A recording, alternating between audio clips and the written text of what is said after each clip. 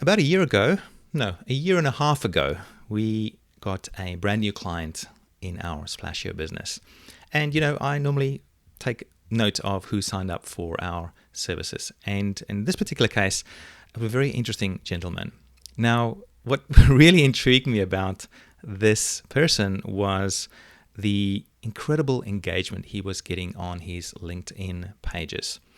And so I've been following what he's been doing for at least a year and a half now. And it's just been fascinating to see what happened when he joined Splashio and the engagement that he started getting from using our service. Although this interview is not about that, I want to ask our next guest about what he's done to build his profile using video on LinkedIn in particular. And but it was just so fun to watch this, and you'll find out why soon. My next guest is a very, very interesting character. Let me quickly show you a little bit about my next guest. His name is Brian Burns. This is his LinkedIn profile page here. Just to give you a bit of background, he's got about 181,000 followers on there at the moment. Now, that's pretty cool already, but what was really interesting is when you go to his actual business page, and this is unusual to see, there's almost 365,000 followers on that one. That's almost double of what he's got on his personal one. And, that I think is testimony to something that is working, and something that is working really, really well. So it's not just about a personal profile for Brian, but there's also the business profile that is doing really, really well. You can find out more about him if you search on LinkedIn. I just wanted to show you this. This is Brian's latest video, and this is not uncommon for Brian to get like 620 comments on this particular video, 76,000 views, 2,500 other engagements. It's not uncommon, and you look at the stream on Brian's page or profile. He does a lot of videos, gets a lot of engagement, and you can see why I wanted to get Brian on the call.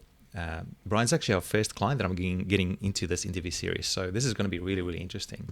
If you want to find more about Brian and his business, it's at b2brevenue.com. He's got a podcast there. If you go to the podcast page, and you'll see the Brutal Truth about sales and selling podcast. If you click on that, it'll take you to some links where you can go to iTunes or Spotify or wherever you consume your podcastings from. Also got a YouTube channel that's definitely worth checking out, where Brian posts all these interviews that he's doing with lots of really interesting people, and there's a bunch of them. There's like really a ton of them that you can consume. So a ton of value there. Definitely recommend you checking this out. But I'm really excited because I want to dig into what Brian's been up to for the last year and a half, especially how he got into this. But very importantly, what is the secret to Brian's success? There's a few things that he's doing really well. Perhaps there's a couple of secrets that he would like to share with us. So without further ado, Brian, thank you so much for joining us. Welcome to the call. Great. Thanks for having me. Great to be here. So Brian, let's take me back a little bit to kickstart this conversation to how you got into this. What was the dream for you? Like when you were getting started with building your profile here on LinkedIn, what was the dream? Why did you get started with that? Well, I started a long time ago, actually about 10 years ago, when I left corporate America, wrote a book, and started a podcast. And I think the part that's relevant today is LinkedIn about 2 years ago allowed you to start posting videos. And like a lot of people, I started with just sales tips or tip of the day or insider perspective. And it was okay. I got probably maybe 5,000 views, a bunch of comments, a lot of hate, which was kind of the standard on LinkedIn. And then one day I was just walking around and I go, well, why don't I tell it in a story? And why don't I add some humor to it? And then why don't I spend another half hour in iMovie when I go home and edit it? And the engagement exploded. It went from 5,000 to 50,000 a week. And then I said to myself, I'm on to something now. I've got something here, not just because it was effective, but because it was fun. It was my personality. pointing out something that I felt very strongly about, and the audience engaged in it. And then a few short months after that, I was like, well, I'm not a video editor. I don't know how to make this look even more appealing. And I found you. I'm not sure how, but all of a sudden the quality, just went from amateur to really pretty professional. That's awesome. Now, it was interesting because I remember when we were looking at your videos just after you joined us. I think it was about a month or two, and I remember I don't have the numbers in front of me now, but I remember looking at the videos pre Splasher, and then starting to use Splasher to use the service. And this is not meant to be a testimonial or case study video, but it's just really interesting that you got, I think you're already getting some pretty good engagement, but then there was another jump in engagement, which is awesome to see. But something that really, I think, piqued my interest was the way that you were creating your videos. They weren't your normal videos. I mean, there were a lot of talking head videos on LinkedIn already, and videos of people walking around, recording themselves. But right, that's quite a stock standard thing. But yours were different. There were a couple of things that got my attention. One was the storytelling aspect, and again, there are a lot of people telling stories on LinkedIn, right? But your stories also have the extra element of humor in them. So tell us a bit more about that. Is this just a natural extension of your personality? Was this done strategically? You mentioned that you're just having a bit of fun. Give us a bit more backstory there, Brian, because I mean, it's not everybody that can just walk and tell these stories and make people laugh and get this sort of engagement. Well, yeah, because without the humor, what it was people getting emotionally wrapped up in the point I was making, trying to take the counterpoint, trying to comment on what I'm wearing, where I was. And the humor kind of broke through. It kind of gave everybody the right to laugh at a ridiculous situation. And then I had a broken old iPhone 5, and I go, why don't I pretend I'm talking on the phone to my manager, or I'm a rep talking to another rep, and just come up with like 5 vignettes, 5 points, and then make my face exaggerated, and then put them together when I got home. And it became a fun hobby. Like there you see my forecast review. And, Right. and if I just told the story, hey, this is how you should forecast because it's the right way, instead of coming up with all these, everyone would argue and be boring and no one would care. Absolutely. No, that was interesting, and it's interesting also how you're mentioning the phone that you was using, and that always cracks me up when I see you talking on the phone because it's obviously broken, right? But it's you're still talking on it, and just I mean I guess that's part of the comedy is like this sort of a ridiculous situation that you're pointing out, and then sort of talking about it and bringing up a conversation about it. So I thought it was really well done. Yeah, because I mean, I don't think comedy is the place on LinkedIn, but if you make comedy with business with a little bit of a lesson, it kind of comes together. Now, how does this work practically? So it looks like you're walking around in your neighborhood, where maybe close to where you live, or I'm not sure if it is close to where you live, but it's certainly in some sort of a neighborhood. So you're holding this one phone in your hand that's broken and obviously not working, and then another phone in your other hand. Is that correct? No, I've got a film crew of 5. No, it's on a selfie stick, a $20 selfie stick with a $5 Bluetooth shutter, and I walk anyway. So there's no effort that goes into this. Everyone says, "How long does it take to make a video?" And I go, "In 1 hour, I could probably make 3 to 5." And Okay. yeah, because And the big part is editing it. mm, It's that's right. the So the recording is material. actually really quick. Mm, Yeah, the material. I got 25 years of material in my head. mm, There's so much ridiculousness of what is going on today that to make fun of, and right. to argue it, it's just too hard. It's too exhausting. So, okay, one of my questions was, how do you come up with all these ideas? You mentioned you've got 25 years or so of experience that you can draw from, but how does that happen for you from on a day-to-day level, like on a recording day? Do you go walking every day and just talk about whatever comes up into your head? Is there a bit of planning that happens beforehand? Do you keep a list of ideas that pop into your head? How do you come up with all these ideas, and do you script them beforehand, or what happens? How do you get it into that form? The final form where you're talking, and it's hilarious. I mean, what's is it just you Yeah, sort of riffing? What's happening there? it's mostly riffing. I do have a list on my good iPhone, what Wonder List, that now Microsoft's to-do list, and it'll pop into my head when I'm listening to another podcast or reading a blog or watching something and going, that's BS. Let me make fun of that. Right. Or you get some consultant that's trying to pitch something and that's never going to work. Mm. Let me prove how and why.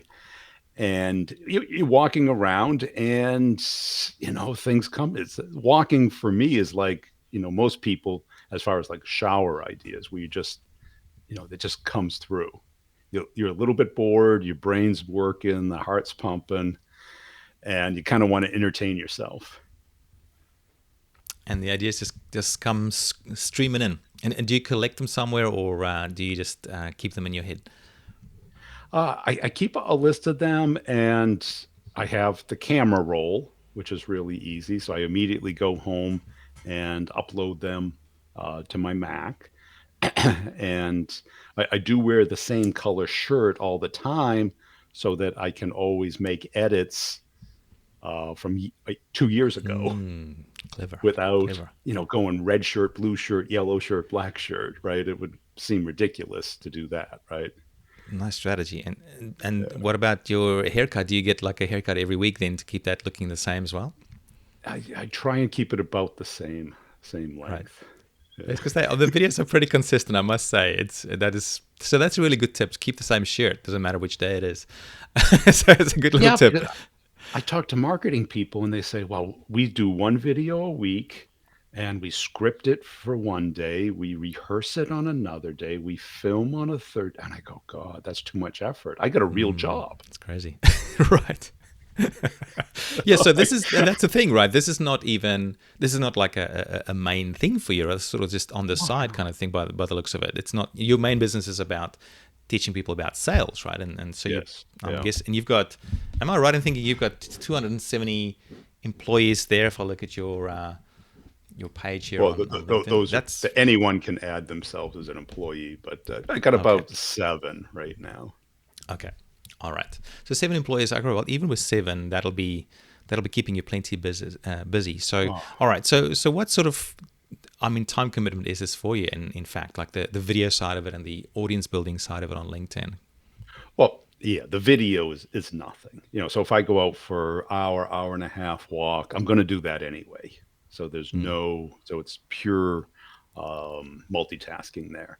The edit probably takes 20 to 30 minutes, 30 minutes at the very longest. Mm. And you can see the records. I usually upload three on the weekend, 3 to 5 on the weekend. The promotion takes a lot of time because you got to engage with the audience. You can't just post it and hope it does well. Okay. People commented, Yeah. Tell me a bit more about and that, then, because I think I'm really interested in that, like the like, well, because yeah, it's one thing publishing the content, right, and then there's the whole promotion side and getting eyeballs onto it. I mean, so it does I'm intrigued here because it almost looks like for some folks the eyeballs just come like boom boom boom, right? But I'm sure there's maybe more to it than just publishing, right? There's engagement yeah, and promotion afterwards as well. So yeah, give us a bit because more you detail. have to engage with the people who are commenting and delete the people who are trying to hijack it by putting a link to their blog post. Oh, this video reminds me about this great post I did 2 weeks ago. That'll Right. slow down the algorithm. And so you got to engage with people. Otherwise, the algorithm will just say, the publisher doesn't care about this. They're just posting it. Yeah, and I noticed you get back to well, a lot of, I'm not sure if you get back to everybody, but I just looking through your comments, there's you're always in there.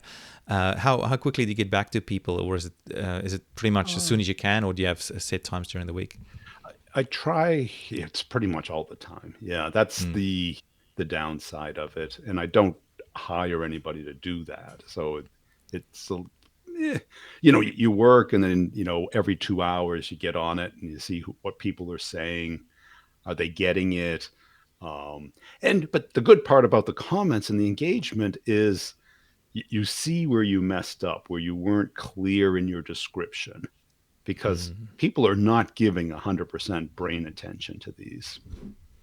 They're scrolling. Right. Uh, they might get hooked on the comedy, or they get hooked on a keyword. It's like if you use the word CRM, no one cares what you say. They just comment what they think about CRM in Mm. the Mm. comments. All right. So And it using the just, comments as uh, a feedback loop to help you yeah, figure out what you should put in the description or in your headline and things like that for future right. videos. I'm guessing. Exactly. So you can have, if say you're doing a thing on CRM, from the comments, you can tell and get great ammo for additional videos. Right. Okay. So that's another source of ideas too. So just Yes. listening to what people are saying or complaining about. Yes. Nice. Okay, and what else is there? I mean, it's okay. Getting back to people's comments, do you share those the links to the videos anywhere else, like on Facebook? Or do you run ads to it, or do you on your podcast? How else do people get to your profile other than being subscribers or followers to consume your content? I put them all up on LinkedIn, and even if you looked on my LinkedIn profile, even in my my headline, I say that they're on LinkedIn right there, because I, Okay. I was getting 100 emails a day. Where else can I find these? Can you send me a link to this one? Okay. I'm Right. looking for the forecasting one from 3 months ago. Can you send me a link? So people It, actually want the previous videos from that you've posted on your LinkedIn. They want links yeah, to them. because they want to send them to their friends. They want to show it during a meeting. And that's nice, but I've got a full time job. I'm not the Right. curator of entertainment in the sales Mm, community. mm, These are kind of, they're popcorn. They're out there for your enjoyment. mm. And what's interesting Um, about LinkedIn is that it's not exactly a search engine, right? So it's kind of tricky to find previous it's content. very So tricky. Yeah. all right. So people actually send you messages to to find previous content. That's really interesting. So how do you engage with, like, do you accept anybody's contact requests as well? What do you call it? Connection requests, and you must get a ton of questions and comments. I'm guessing. How do you deal with that? Yeah, I do the best I can. I mean, the connection requests, I pretty much hit my max on LinkedIn, which is 30,000. And so I try and get rid of ones that are either inactive, or I don't know how they connect it with me, but I've got, 8,000 waiting. So it's, Wow. So I feel you know, lucky that I'm one of them. Would not wait one of your connections. I got in quick. well, LinkedIn has a follow capability, which I Hmm. don't know the distinction between follow and connection, whether you can't send messages or, but Right. yeah. So Yeah, it's interesting how they've set that up. For sure, it's quite confusing as well. Okay, so that's really cool. So in terms of marketing or promotion for this content, so you've got your followers; they'll get the updates with the algorithm. You engage to also help with the algorithm to help share your content further out. People ask you, and you send them the actual links. Anywhere else that you or anything else that you do for getting more eyeballs on there, or is that pretty much it? Uh, YouTube, it's crazy because I see like a lot of people put on YouTube. I've tried Instagram, but you get like 500 on Mm, Instagram. Somebody has ripped them and put them on TikTok without mm, attribution. right, So, right, yeah, that happens. right. And I don't see the downside, they're No, not especially if trying you've to got your take branding in there, credit. right? Yeah. And Yeah. people seem to like them. And the whole point was to drive people to the podcast. And the contrast between what I was really trying to get was the podcast, because that gives an enormous amount of trust, no like and trust, because people are listening Mm, to you 2 3 times a week for a half hour. That's a pretty solid relationship. Mm. A minute and a half video, it's a chuckle. You can demonstrate your value. You build a little bit of awareness and everything. But the podcast is really going to get people to connect with you and either spend money with you or try and join your training course. Okay, so if I understand the process correct, what you've got here is you've got your LinkedIn profile, you've got the LinkedIn business page as well. Actually, let's show them again. So you got your profile here, and you're publishing, your content regularly like this, building your audience, getting people to engage. From here, actually, I'll talk about the business page in a sec. But so from here, you then send them basically to sign up for the podcast. That's the idea, right? To build that, and this is where you build the trust, the know, like, and trust factor. And then from there, I'm guessing you send them back to your website, right, to sign up Yeah, right for there. whatever, The right? training Your courses. Yeah. training courses. Okay, so right, and get people to sign up for the training courses. Okay, very cool. So pretty. Yeah. I love the business model and the simplicity of it. It's beautiful. Tell me a bit more about the business page, because that's something that's actually quite intriguing to me. Because it's, from what I've seen, most people find it easier to build their personal profiles than, say, a business page. But you've had quite a bit of success there with your business page as well. Has that been a similar sort of way that you've been growing that, or has there been a different method for that? About the same amount of time, I was experimenting with it. I had it up, and all of a sudden I noticed about 3 years ago it had like 12,000 followers. And I had posted to Right. it maybe once a month. And I go, what happens if I posted every day? And all of a sudden it started growing, and it was growing faster than my personal page. Right. And so, it's 100% branded about the podcast. And then I created one for each of my podcasts. And so it's just another channel on LinkedIn. I think if you're active on it, meaning you post and engage, not just post, LinkedIn will put it up in the algorithm. Too many people put just stuff about them. I try and keep 95% of my content about the audience.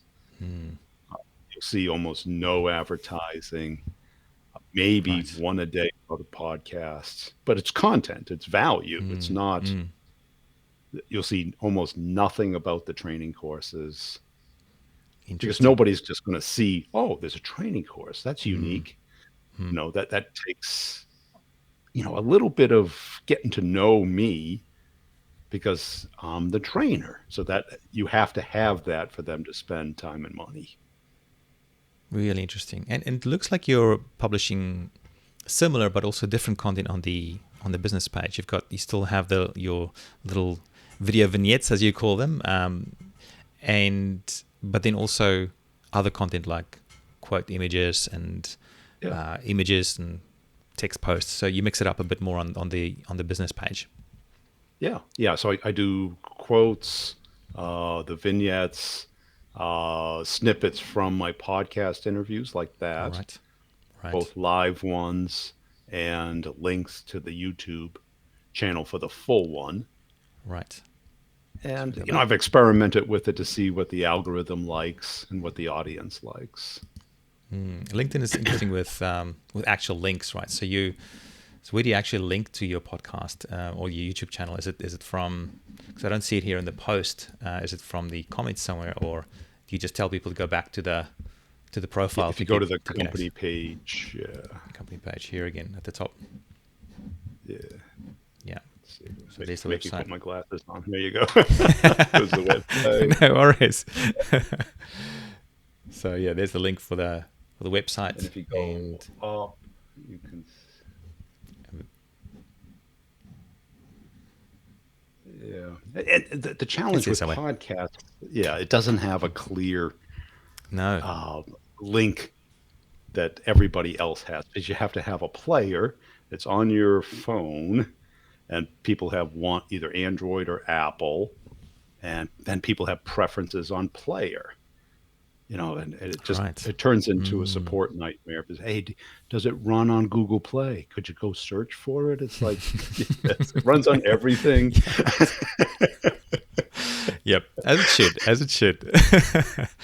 Okay, Yeah, so you built basically a quite an integrated marketing system here around video content, but also the interviews and the snippets that you publish on your own profile, but then also your business profile, and then on YouTube as well. YouTube's the longer form ones, sending people all over to your website. I guess the website is kind of like the hub, where everything happens, and then onto the podcast, I'm guessing. Or I guess there's a lot of people just searching for the podcast as well by listening to your interviews and watching the right. snippets. Yeah, yeah. Because I think the days, certainly for people like me, the website. I'm not sure it's the hub is probably not the right term. Really, the Mm, wherever people are is the hub. right. Which You is on know. LinkedIn for you by the looks of it. Is that right? Yeah, Oh, and, because and the LinkedIn. podcast. Well, Yeah, and that's it. Because probably more than half of the people who join the training aren't listeners to the podcast, which really blew me away. Uh, that. but it So happens. what? They're coming from LinkedIn, or Coming from do you know? LinkedIn. Yeah, Yeah. that's awesome. That's really awesome. So that's really interesting. I haven't really seen many people use their business page effectively like this for actually getting sales as well, and building the whole bigger overall audience as well. So kudos to you. I think you've done that really really well, and thank you for sharing that with us. I really appreciate that. Um, that's awesome. Uh, Sorry, did you want to say something? Well, I think people forget that social is about being social. And why it doesn't work for a lot of people is they just post stuff and they go, "Oh, I didn't get much engagement." It's like, yeah, because you didn't participate. You just Hmm. put it up there and you get 5 comments. You didn't reply to anybody. You didn't answer anyone's question. And guess what? The algorithm doesn't like that. Somebody else did. All right, so you've been at it for about 2 years now with the video game. Tell me, during that time, was there any point where you got to a point where you thought things weren't working and you were struggling, and um, or was it always smooth sailing? Did it just sort of start taking off like crazy and you never look back? Well, there was certainly waves, and because LinkedIn controls it, I don't control it. So Mm, the same behavior was 2 years ago was getting probably 3 to 5 times more attention than it does today. And certainly during the election, they clearly slowed everything down, which was really okay. bizarre. So Yeah, I, you'd I think would they'd want get to speed it something. up. Well, they were concerned about, you know, like what happened with Twitter. People going Uh, crazy. Yeah. Okay. oh, right, because everyone is throwing out opinions and false information, and so they just, I think, slowed everything down for about a month. So Okay. that was kind That's of that's interesting. discouraging. Yeah, Yeah. because All you right. put all the effort into it, and you're getting like 1/10 the traction. All right. So even for you at the level that you're playing at, that can be a bit concerning because, like you're saying, you put in the effort, but then you're not getting the results. How do you push through those sort of times? Because I mean, you can't tell the future. Like, what if LinkedIn has decided to forever not give you any more juice? What do you Well, do that's then? it. Because But they've done it before. They did it with Pulse. I don't know if you remember Pulse. There were people who no. built careers. That was their Medium solution before Medium became popular. You could put a blog Right. post on your profile. Everyone who followed you would see it. They'd engage, and if you engaged back, it would just blow up. There weren't many people writing it, and there weren't many people doing it well. And I wasn't a writer. So I saw people who were doing it just blow up. But then they just shut it off. It just like you can still Mm, do it, no one sees it. right. And I'm concerned that they might do that with video someday. All right. So that's a very interesting question or topic. That brings up the question of insurance, basically, for if that sort of thing might happen, which we've seen that on YouTube, Twitter, Facebook, everywhere, right? Cancel culture. What sort of insurance do you have as sort of a backup? If everything does go haywire? Well, the podcast is so popular right now that it covers my business, um, and it's just my effort. I don't have to spend money on it. I do promote videos on Facebook, on YouTube. I've tried it on LinkedIn. It's super expensive, Mm. and I'm not sure how effective it is. I haven't had much success yet, but it was a while ago that I tried, so maybe I should try again. But I don't, in all honesty, I don't actually see that many ads on LinkedIn, which is very interesting, in the feed. It's, or maybe I do see them subconsciously, but I keep on scrolling because they're not very They're engaging ads boring. if they're totally boring. Exactly. They are boring. Okay. All right. So basically sounds like it's the podcast. That's the backup there in case everything goes haywire, and from that you can always launch something new. Yeah, yeah, because I can use that to advertise other things. And it's basically the Yale Bowl. I don't know if you know what the Yale Bowl is, but it's the No, largest is that an college American thing? football stadium in the world. It's about 75,000 people, 3 times a week. That's heaps. Three Yeah. times a So week. yeah. Man, you guys do things big over there. Yeah, well, you compare that to like Dreamforce. What's a Dreamforce keynotes audience? I don't know. It's not 75,000. Not 3 times a week either, I'm guessing. No. 150 Wow. times a year. Wow. Yeah, no, that's incredible. Um, okay, so that's really cool. So what's next for you, Brian? You've got obviously the LinkedIn game pretty well figured out. You've got both your personal and business profile just rocking it. Podcast is crushing it, and sounds like that's converting into sales as well. And I mean, maybe it's worth just having a quick touch on what you're actually doing in your business. I mean, you're helping people with sales, right? And I'm guessing what you're doing with video now with on LinkedIn, or what you've been doing for the last couple of years, and with the podcast is, I mean, where would you put that under? Is it still under sales? Is it marketing? Um, and how does that funnel into how you're actually helping people as well? Yeah, because the major shift I had about 3 years ago, there was a convergence of technologies.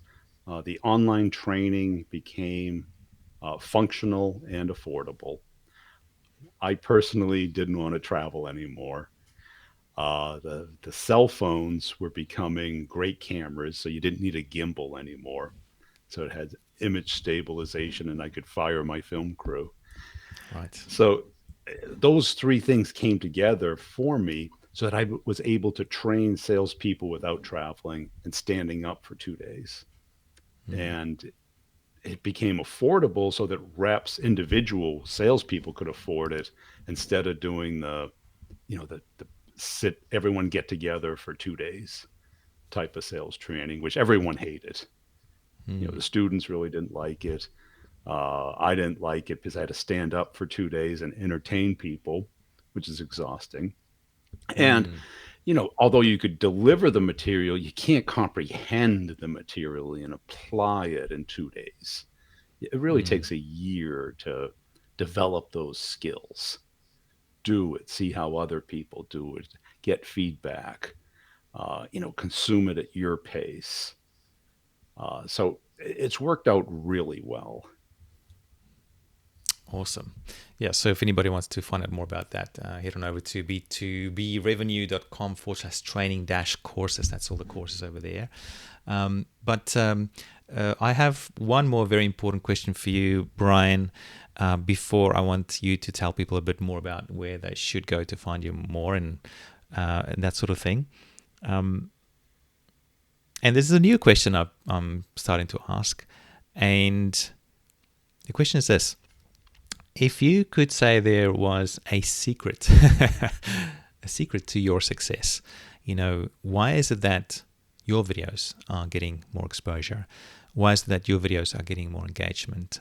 Why is it that you have the energy to create these videos in the first place? Um, what do you think is your secret to success?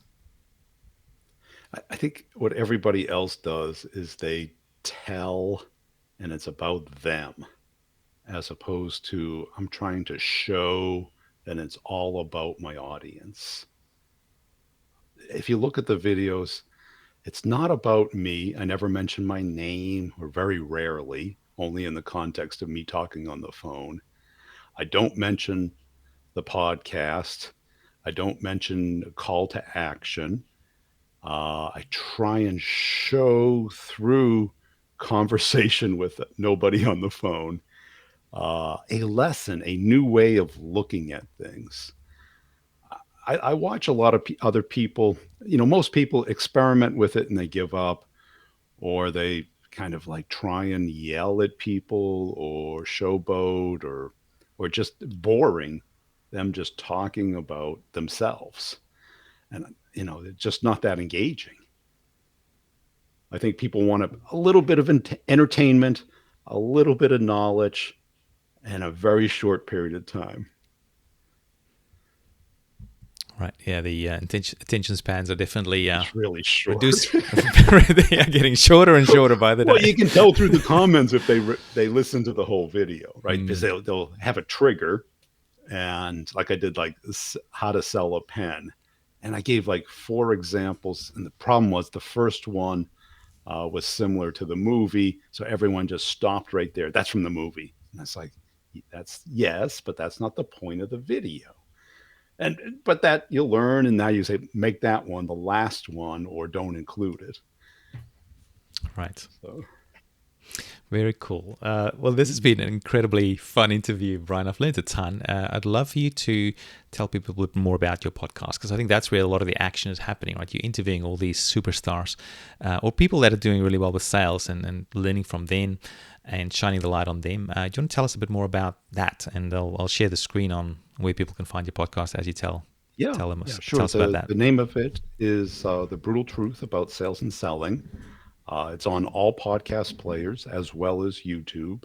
I interview mostly the top salespeople that are nominated by other salespeople. So there is at least one person who thinks they're great. And what I try and do is find the distinctions of what they're doing differently than other people. And it's short form. It's probably around a half hour.